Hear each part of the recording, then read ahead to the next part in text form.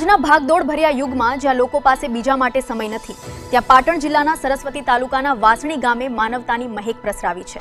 કહેવાય છે ને કે સેવા પરમો ધર્મ। આ સૂત્રને સાર્થક કરતા વાસણી ગ્રામ પંચાયત દ્વારા આજે એક ભવ્ય અને નિઃશુલ્ક આંખ નિદાન કેમ્પનું આયોજન કરવામાં આવ્યું હતું।